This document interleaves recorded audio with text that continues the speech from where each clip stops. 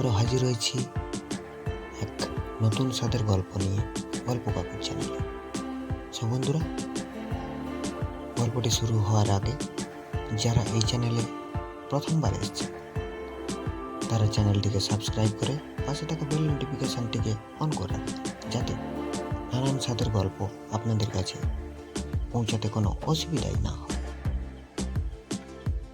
চলুন বন্ধুরা, আজকে আমরা যে কাহিনীটি শুনতে চলেছি, এই কাহিনীটি সবার কাছে একটি কাল্পনিক কাহিনী লাগতে পারে, কিন্তু প্রকৃতপক্ষে এই কাহিনীটি পুরোটাই বাস্তবিক, যা একটি ছোট গ্রামকে নিয়ে, নদীমাতৃক গ্রাম, যেখানে জনবহুল এলাকা বসবাস করে থাকেন একটি গ্রাম, এবং সেই গ্রামের কাহিনী এটি। তো বন্ধুরা, শুরু করা যাক আজকের এই কাহিনী। গাঁয়ের নাম ছিল শিমুলিয়া। ছোট্ট এবং শান্তিপূর্ণ গ্রাম, চারপাশে ঘন বাঁশঝাড়, ধান ক্ষেত, আর মাঝখানে বয়ে চলেছে স্রোতস্বিনী নদী। গ্রামের মানুষজন সাধারণ জীবনযাপন করত। দিন শেষে বাড়ির উঠানে বসে হালকা বাতাসের খোলামেলা আড্ডা চলত। তবে হঠাৎ করেই একদিন সবকিছু বদলে গেল। বাঘ এসেছিল। শুরুটা ছিল এক অদ্ভুত রাতে। আকাশে মেঘ জমাট বেঁধেছিল। কালো অন্ধকার যেন গ্রামটাকে গ্রাস করতে চেয়েছিল। হঠাৎ করেই কারা যেন চিৎকার করে উঠল, বাঘ এসেছিল, বাঘ এসেছিল। চারপাশে হইচই পড়ে গেল। গ্রামের মানুষজন আতঙ্কিত হয়ে দৌড়াদৌড়ি করতে লাগলো।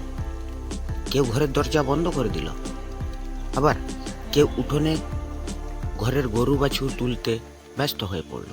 কিন্তু কেউ বাঘ দেখেনি, শুধু শব্দটাই শুনেছিল।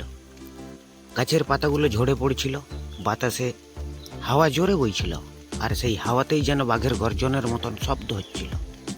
এরপর থেকে গ্রামের বাঘের ভয় ছড়িয়েই পড়ল। প্রথম রাতে গ্রাম প্রধান সুভাষ দাস সিদ্ধান্ত নিলেন যে সবাই মিলে গ্রাম পাহারা দেবে। হাতিয়ার নিয়ে গ্রামের যুবকেরা পাহারায় বসল। কুপি বাতির আলোয় রাত জেগে বাঘের অপেক্ষা চলল, কিন্তু বাঘ এলো না। এক রাত গেল, দু রাত গেল, কিছুই ঘটল না।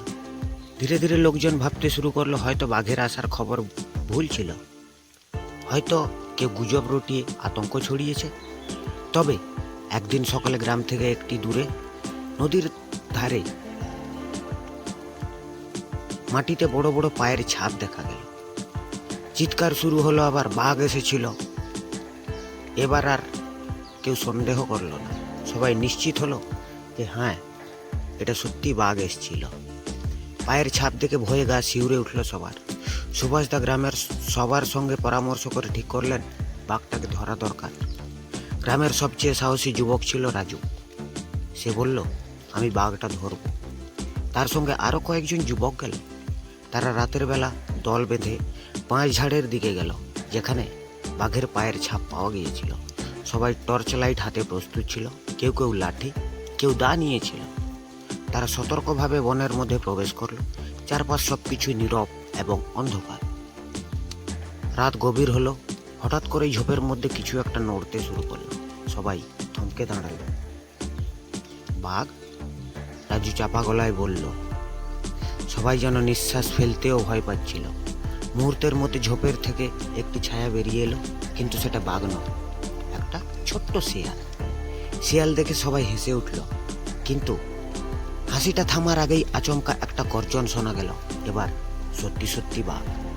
গর্জন শুনে সবাই হতভম্ব হয়ে গেল। সামনের থেকে একটা প্রকাণ্ড বাঘ বেরিয়ে এলো। সেই মুহূর্তে গ্রামের যুবকদের সাহস যেন হাওয়ায় মিলিয়ে গেল। কেউ কিছু বুঝে ওঠার আগেই বাঘটা তেড়ে এলো। রাজু দ্রুত লাঠি নিয়ে সামনে দাঁড়ালো, তবে বাঘ ছিল অনেক বেশি শক্তিশালী। যুবকেরা পালাতে শুরু করলো, তবু রাজু একা লড়তে লাগলো। লাঠি দিয়ে বাঘটাকে প্রতিরোধ করার চেষ্টা করছিল, কিন্তু বাঘ তাকে আক্রমণ করলো। এক সময় রাজুর হাত থেকে লাঠি পড়ে গেল এবং সে মাটিতে লুটিয়ে পড়ল। ঠিক সেই সময় গ্রাম থেকে আরো লোক এসে পড়ল, হাতে আগুনের মশাল নিয়ে। তারা বাঘটিকে ঘিরে ফেলল। বাঘটা বুঝলো সে ফাঁদে পড়ে গেছে। অনেকক্ষণ ধস্তাধস্তির পর বাঘটা পালিয়ে গেল। সবাই রাজুকে উদ্ধার করলো, আর গ্রামের লোকজন মশাল হাতে বাড়ি ফিরল। সেদিনের পর থেকে শিমুলিয়ার মানুষজন আর কখনো বাঘের ডাক শোনেনি। তবে এই বাঘের গল্পটি রয়েই গেল। বাঘ এসেছিল, বাঘ এসেছিল, এই গল্পই সারা গ্রামে ছড়িয়ে গেল এবং যে কেউ নতুন আসলে সবাই তার সেই গল্প শোনাত। বন্ধুরা, এই ছিল আজকের বাস্তবিক কাহিনী এবং আমরা চেষ্টা করে চলেছি যে আপনাদের সঙ্গে নানা ধরনের গল্প, কাহিনী এবং কিছু কিছু বাস্তব প্রতিবেদন তুলে ধরার। নমস্কার বন্ধুরা, যদি ভালো লেগে থাকে অবশ্যই কমেন্ট করতে ভুলবেন না এবং আমাদের চ্যানেলটিকে সাবস্ক্রাইব করে রাখতে ভুলবেন না।